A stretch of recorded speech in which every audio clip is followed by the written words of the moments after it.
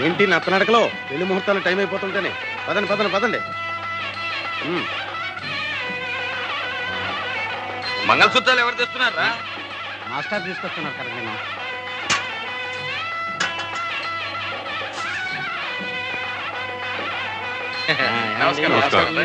రండి పంతులు గారు, మీ ఏర్పాట్లు ఇక్కడ చేసుకోండి. తయారైపోయావే, మాదే అన్నమాట ఆలస్యం. మాస్టరు ఏమిటిదంతా? ఏం లేదురా, నీకు గంగనిచ్చి పెళ్లి చేస్తున్నాం.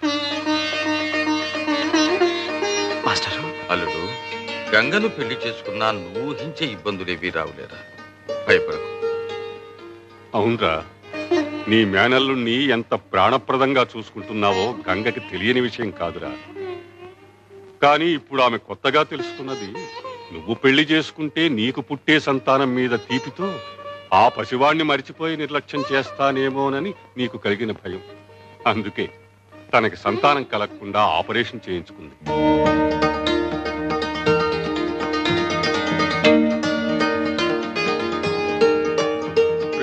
ఆడది గృహిణి కావాలని కోరుకుంటుంది.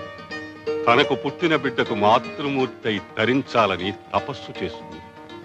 కానీ గంగ చేస్తున్న తపస్సు నీ శరీరంలో సగభాగం కోసమే కాదు, తనకు పుట్టని ఆ పసిబిడ్డకి తనే పూర్తిగా తల్లి కావాలని, ఆ అర్హత నీతో పొంది తరించాలని.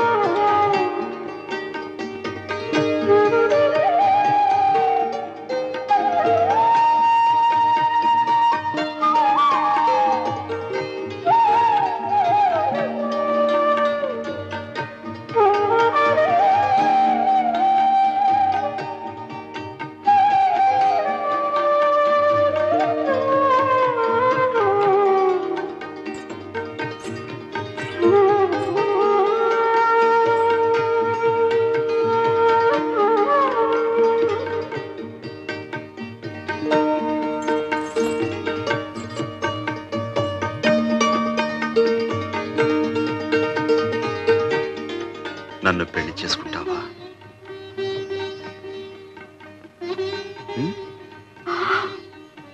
అట్ట సోడు మాకయ్యా.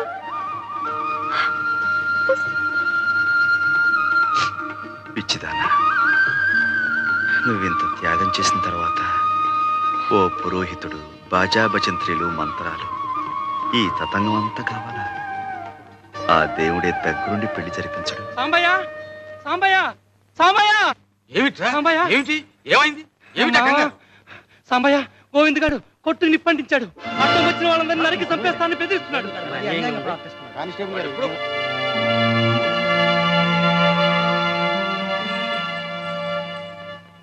వద్దు మాస్టారు, నా పాదం మంచిది కాదు. పెళ్ళనుకున్న క్షణాన్ని ఎంత ఘోరం జరిగిందంటే నేను చాలా పాపిస్తుందాన్ని. నాకే పెళ్ళొద్దు.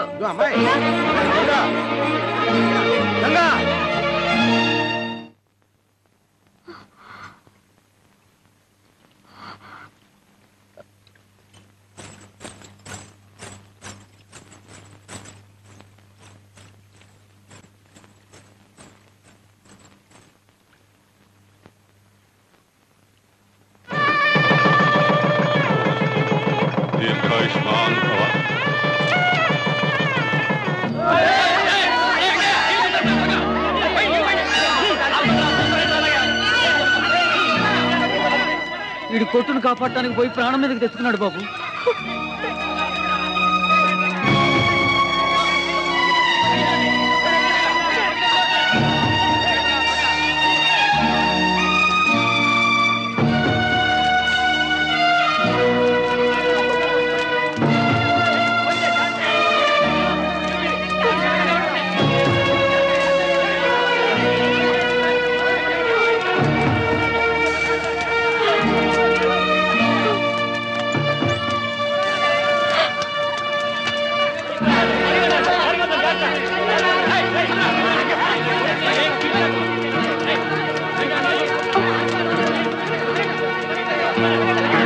వదలండి రా.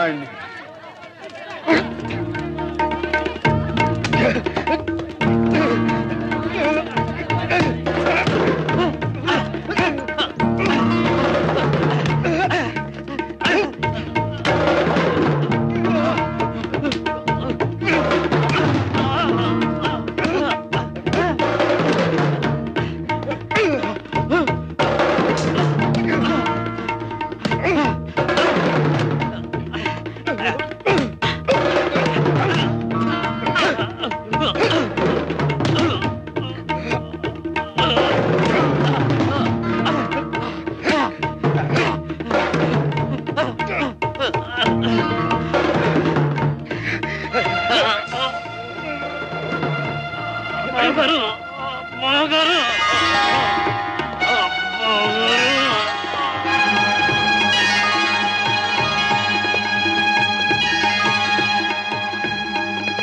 Order order. పెనుమర్తి గోవింద్ అనబడే ముద్దాయి ఉద్దేశపూర్వకంగానే సాంబయ్య కొట్టు తగలబెట్టాడని, సాంబయ్య కొట్టులో పనిచేసే భద్రం చనిపోవడానికి కారకుడు గోవిందేనని సాక్ష్యాధారాలతో నిరూపించబడింది. కాబట్టి ఐపీసీ 436 సెక్షన్ ప్రకారం ముద్దాయి గోవిందుకు 9 సంవత్సరాలు కఠిన కారాగార శిక్ష విధించడమైనది.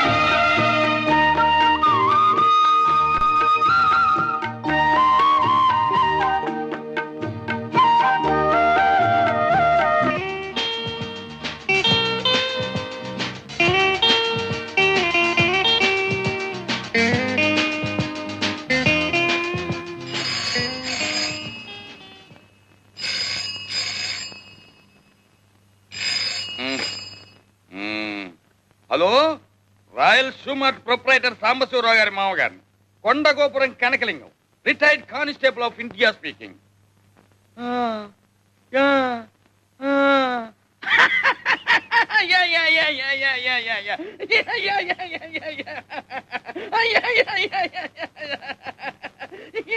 ఏమిటి నాన్న, ఎవరితో మాట్లాడుతున్నావు? ఏమోనమ్మా, నాకు మాత్రం ఏం తెలుసు. మరి ఆ నవ్వేమిటి? వాళ్ళు మాట్లాడేదేదో నాకు అర్థం కావటం లేదనుకుంటారని. బాగుంది. ఎంత ముఖ్యమైన ఫోను, ఎవరో ఏమిటో. హలో.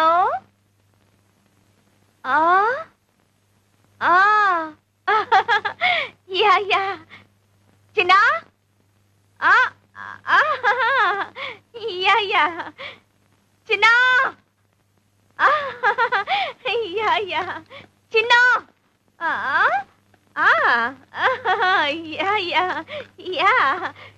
ఎవరో ఏం మాట్లాడుతున్నారో చూడు.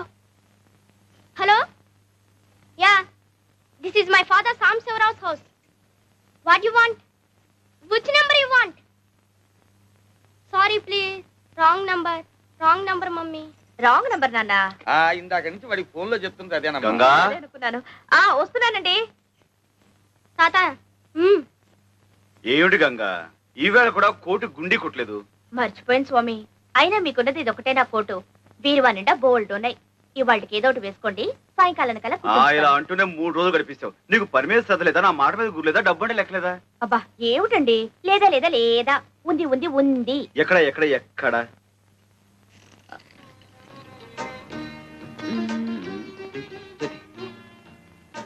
ఇప్పుడు కాదు, అయినా మనిషికి మరీ ఇంత బద్ధకం పని కాదు గంగా. నా మొగుడు నన్ను దేవతలా చూసుకుంటున్నాడు. నాకు కొంచెం బద్ధకం పనికొస్తుంది. పైగా రోజుకో కొత్త కొట్టు కొనుక్కునేంత సంపాదిస్తున్నారు మా వారు. రాత్రి మరి ఇప్పుడు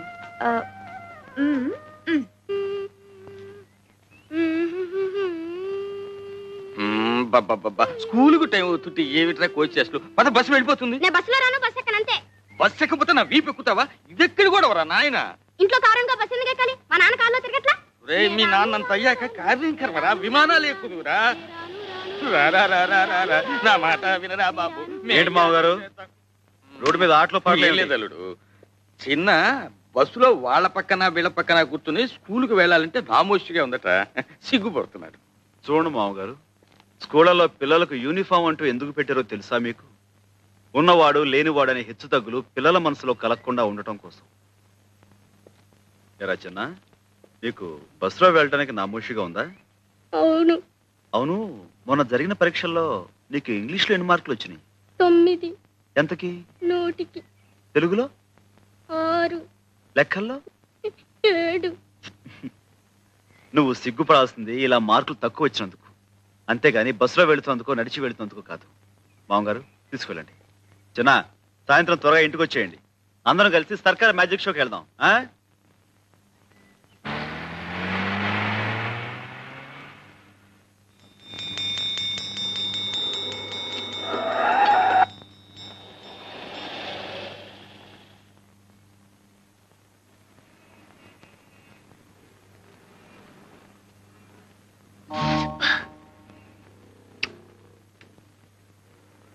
ఏంట్రా పడుకున్నావు? ఆకలి వస్తుంది. అయ్యయ్యో, ఆకలి లేదు, ఏం నా బ్యాగే లేదులే. మీరు కుడుతున్నారంటే మీ అయ్యేడి? మా అయ్యి ఇంకా రాలేదండి. అందుకని మీరు కుట్టేటమేనా? బంగారం లాంటి బ్యాగ్ తగలెట్టేశారు. మా జడ్జి గారు చూశారంటే నాకు ఉరి శిక్ష వేసేస్తారు. పట్టుకోండి, కొట్టకండి. పొద్దున్నుంచి ఏం తినలేదండి. అందుకని? ఏమండి, పసిపిల్లని పట్టుకుని పసిపిల్లలు అయితే పసిపిల్లలా ఉండాలండి.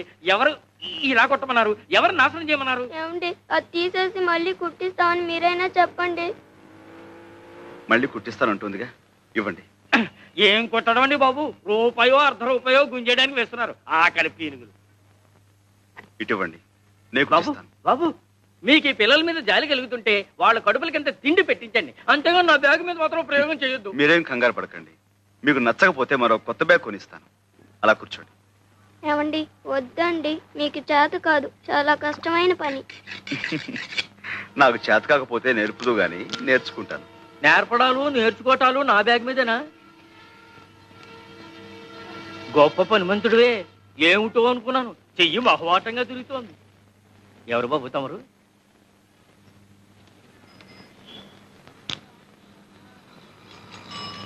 ఇదిగో, ఎవరైనా? సాంబశివరావుని royal shoe mart company owner garu. ఏమిటి, 4 పెద్ద షాపులో 4 బ్రాంచీలు ఉన్నాయి, ఆ ఓనర్ గారేనా? అవును.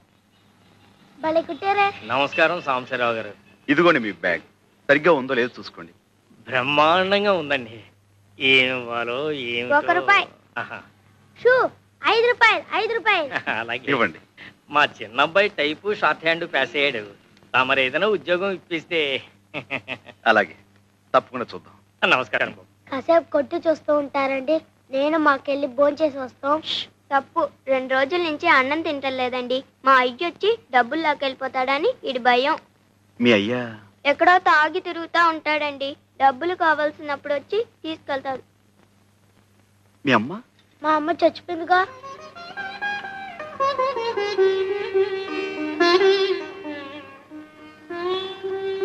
రండి, నాతో రండి.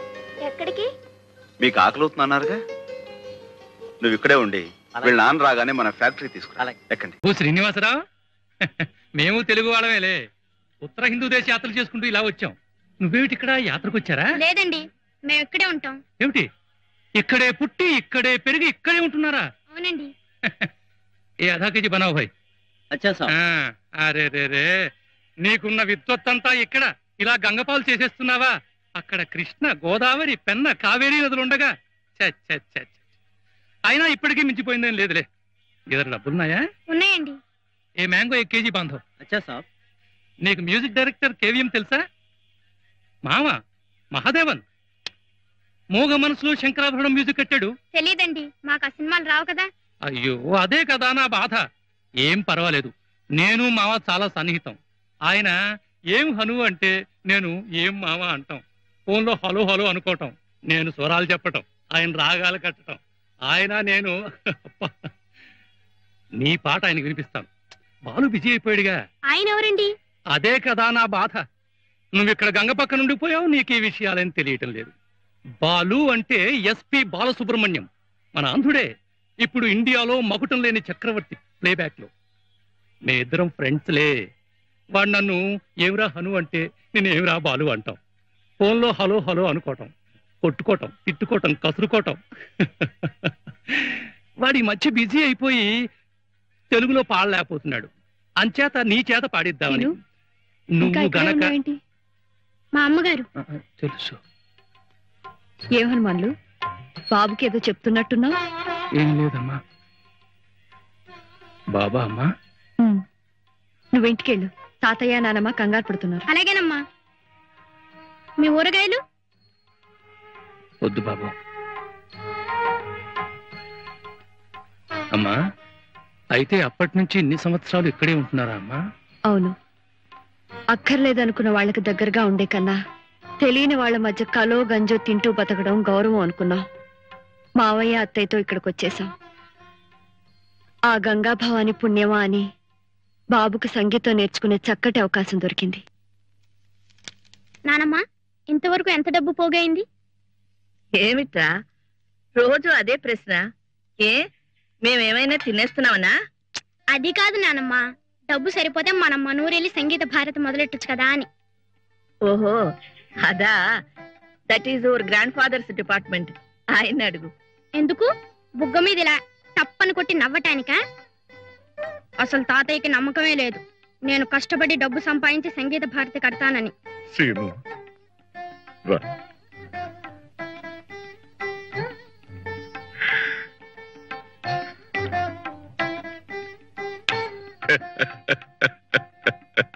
వాళ్లతో ఘర్షణ పడిన తర్వాత పైకి కనిపించకపోయినా మామయ్య గారి మనసు బాగా దెబ్బతింది. వాతావరణం మారిస్తే మంచిదని కాశీకి వెళ్ళిపోయాం. బాబు అక్కడే పుట్టాడు.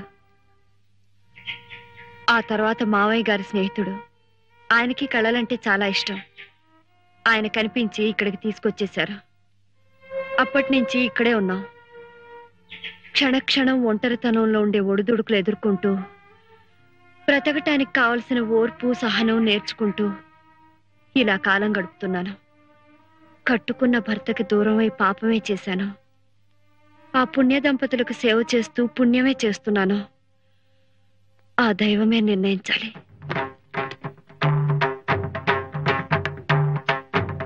అందరూ ఎలా ఉన్నారు? గిరిజా శంకరం కులాసాగా ఉన్నారా? యాత్రలకు వచ్చినట్టున్నారే, ఒంటరిగా వచ్చారే? వాళ్ల కులాసా ఏం చెప్పమంటారమ్మా? గంపెడంత డబ్బు ఉందంతే. ఇన్నేళ్లైనా సంతానం కలగలేదని ఆమె బాధ. లక్షకి ఇంకో లక్ష లాభం రాలేదని ఈయన గారి తపన. ఆవిడ గారు పట్టుబెడితే ఇదిగో ఇలా యాత్రలకు వచ్చాం. వాళ్ళతో చెప్పమంటారమ్మా మీరంతా ఇక్కడే ఉన్నారని? వద్దు, ఆ రోజు త్వరలోనే వస్తుంది. అప్పుడు ఎవరు చెప్పకుండా వాళ్ళంతటి వాళ్లే పశ్చాత్తాపంతో వస్తారు. ఎప్పుడూ కాదమ్మా, ఆ రోజు త్వరలోనే రావాలి. నారాయణమూర్తి గారి పరిస్థితి కూడా ఏమంత బాగోలేదమ్మా. ఆయన బంగారు బాతుగా ఉన్నంత కాలం ఆ పాంచాలమ్మ గారు బాగానే చూసుకునేది. కానీ ఆయనకి ఈ మధ్య ఈ అలవాటు బాగా ఎక్కువైపోయిందమ్మా. కచేరీలు, ఆదాయం తగ్గిపోయిందేమో. దాంతో పాటు ఆమె ప్రవర్తన కూడా పూర్తిగా మారిపోయింది. ఆయన ఆరోగ్యం దెబ్బతినక ముందే మీరొచ్చి అన్ని చక్కదిద్దాలి. వారందరినీ మీరే దారి తీసుకురావాలమ్మా. వస్తాను, తప్పకుండా వస్తాను.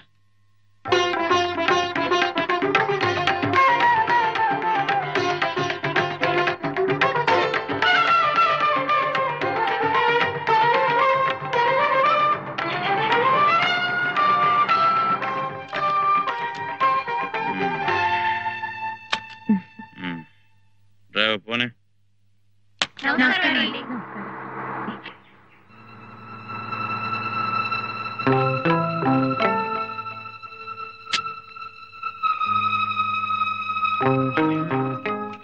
ఇప్పుడేగా పుచ్చుకునొచ్చావు మళ్ళీ? కొంచెం ఒక నువ్వు ఈవేళ చీఫ్ గెస్ట్ వి. ఇలా తాగేస్తుంటే అక్కడ ఏం మాట్లాడతావు? వాళ్ళు ఏం నేర్చుకుంటారు? మాట్లాడతాను. నమస్కారం.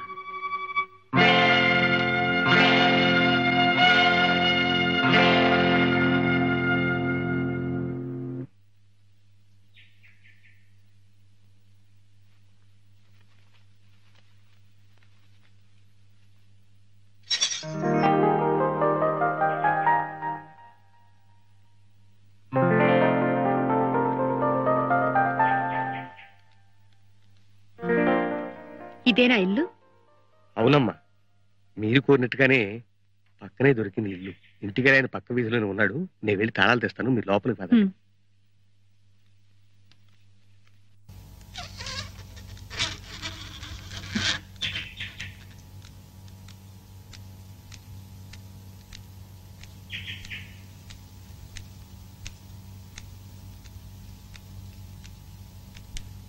ఏమిటిది? ఆ వెధ ఎవడో ప్రోగ్రామ్ అడిగితే నువ్వు ఒప్పేసుకున్నావట? వెధవ్ కాబట్టి నీ ప్రోగ్రాం కావాలంటున్నాడు. అసలు మన సంగతి తెలిసి ఎవరిస్తారు? నువ్వు కరెక్ట్ గా వస్తావో రావో తెలీదు, వచ్చినా పాడతావో లేదో తెలీదు. వెధవ్ మూడ్సు నువ్వు. అందుకని ఆర్గ్యుమెంట్స్ అనవసరం. అడ్వాన్స్ కూడా తీసుకున్నాను, వెళ్ళి తీరాల్సిందే.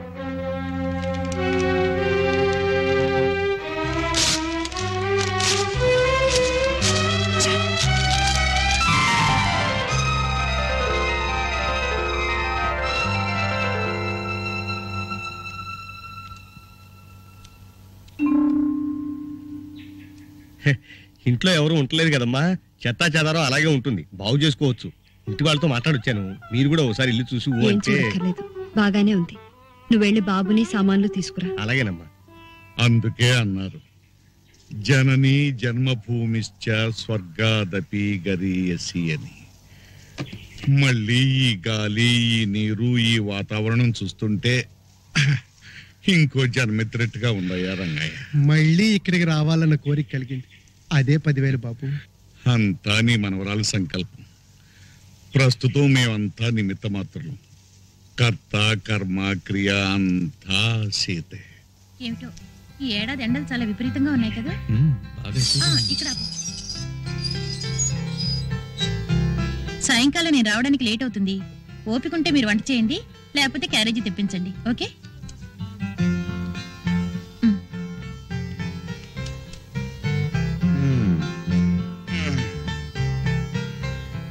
బాబు, చనువుంది గనక అంటున్నాను, ఈ రోజుల్లో ఆడా మగ ఇద్దరు ఉద్యోగం చేయవలసిందే కాదన్ను. కానీ కేవలం ఆడదాని సంపాదన మీదే మగాడు ఆధారపడితే అవ్వా అవ్వా ఏం గౌరవంగా ఉంటుంది బాబు. నిజమేనయ్యా, కానీ ఏం చేయమంటావు? సరైన ఉద్యోగమా దొరకటలేదు, ఉన్న సంగీతం ఉపయోగపడలేదు. మీరు ప్రయత్నం చేస్తేనే కదా. నాకు తెలిసిన విద్వాంసుడికి పక్క వైద్యం అవసరం ఉందిట, రండి కనుక్కుందాం. బానే ఉంది కానీ అతను ఎంత పెద్ద విద్వాంసుడో ఏమిటో. మనమా వయలును ముట్టుకుని ఎన్నో ఏళ్ళు అయిపోయింది. తీరా ఆయన పక్కన కూర్చున్న తర్వాత కాలు చెయ్యి ఆడకపోతే ఆ విషయం వారికి ముందే మనం చేసుకుంటాం, వారే ధైర్యం చెప్తారు. ఆ తర్వాత కాలు చేతులు వాటంతా అవే ఆడతాయి.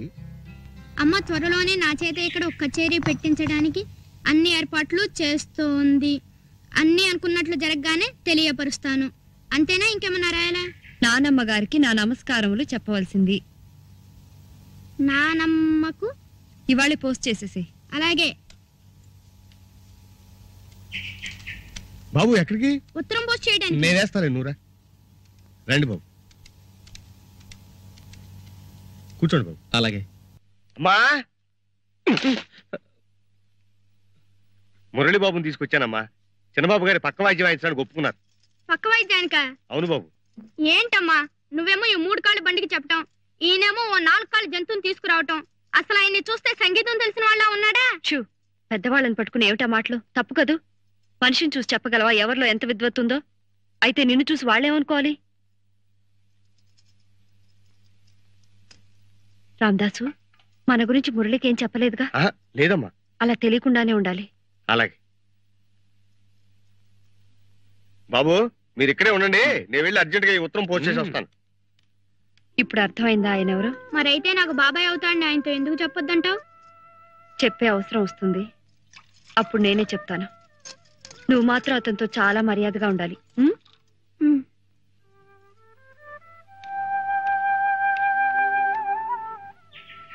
ఎక్కడ బాబు? కాఫీయా? అవునండి. పోస్ట్ ఆఫీస్ చాలా దూరమా? పక్కనేనండి, వచ్చేస్తాడు. కాఫీ బాగుందో? థ్యాంక్స్ అండి. ఒరే బాబు, వెళ్ళరారా. కొట్టుకెళ్ళి ఓ చార్మినార్ ప్యాకెట్, ఒక అగ్గిపెట్టి తీసురా. మిగతా చిల్లర పెట్టి చాక్లెట్లు కొనుక్కో. చాక్లెట్ వద్దండి. అరే పర్వాలేదులే బాయ్. మళ్ళీ అక్కడికి? వారికి సిగరెట్ పెట్టి అగ్గి పెట్టి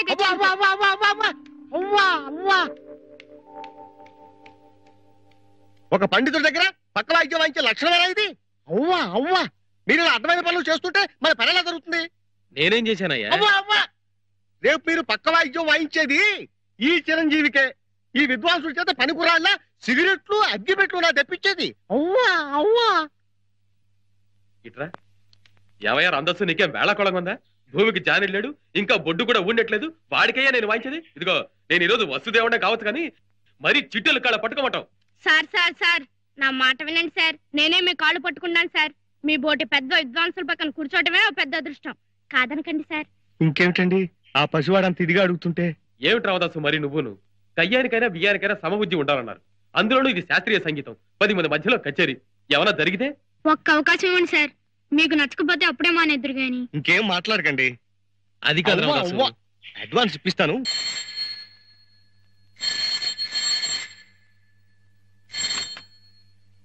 హలో, ఎవరు? పాంచాలమ్మ గారా? నమస్కారం అమ్మా. నేను హనుమాన్లు. నారాయణమూర్తి గారు ఉన్నారమ్మా? ఉన్నారు, కొంచెం పిలుస్తాను. వస్తున్నారమ్మా.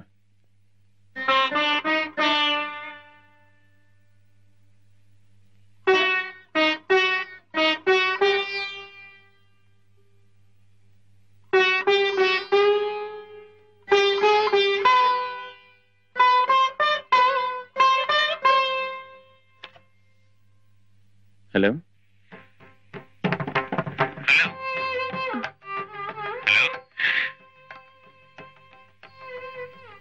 హలో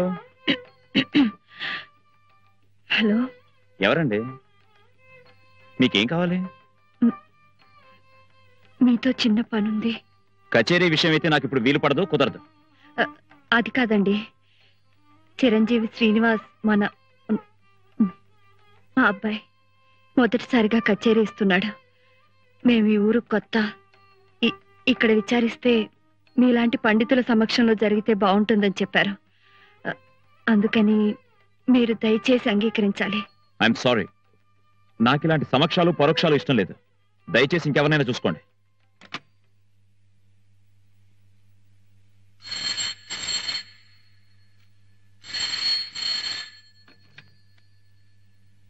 హలో, మిమ్మల్ని విసిగిస్తే క్షమించాలి. ఎక్కడి నుంచో వచ్చి ఆ కుర్రవాడిని అండగా పెట్టుకుని బ్రతుకుతున్న దాన్ని మీరు బాబును ఆశీర్వదించి 10 మందిలో 4 మాటలు చెప్తే వాడికో గుర్తింపు వస్తుంది. మా జీవితాలు గడిచిపోతాయి. హలో హలో హలో, చెప్పండి. దయచేసి కాదనకండి. అలాగే, ప్రోగ్రాం ఎక్కడన్నారు? ఎప్పుడు? వస్తాను. తప్పకుండా వస్తారు కదా? వస్తానంటే వస్తాను. హనుమాన్లు, ఏంటమ్మా? రేపు మినిస్టర్ గారు మన ఇంటికి వస్తున్నారు. ఇంకో అరగంట ఆలస్యం వేలా ఉంది. నువ్వు ఇంటికి వెళ్ళి డాడీతో. అది కాదమ్మా, మినిస్టర్ గారి ప్రోగ్రాం ఎల్లుండి పెట్టుకుంటే మంచిది. ఎందుకు? మనం తీర్థయాత్రకి వెళ్ళినప్పుడు ఓ బుజ్జి బాబుని చూసాం, చిరంజీవి శ్రీనివాస్. గుర్తుందా నీకు? అవునయ్యా, ఆ బుజ్జి మొహం వాడును ఇంకా కళ్ళలో కదులుతున్నాడు. అతగాడు ఇప్పుడు ఇక్కడే ఉంటున్నాడమ్మా. అలాగా? రేపు రాత్రికి ప్రోగ్రాం. మీ బావగారు నారాయణమూర్తి గారు ముఖ్య అతిథి. అవునా? సభకు నమస్కారములు. ఈనాడు చిరంజీవి షణ్ముఖ శ్రీనివాస్ కార్యక్రమానికి ముఖ్య అతిథిగా విచ్చేసిన ప్రముఖ సంగీత విద్వాంసులు శ్రీ నారాయణమూర్తి గారికి, వారి సోదరులు ప్రముఖ వాణిజ్యవేత్త శ్రీ శంకరం గారికి మా కృతజ్ఞతలు. కొద్దిసేపట్లో కార్యక్రమం ప్రారంభమవుతుంది.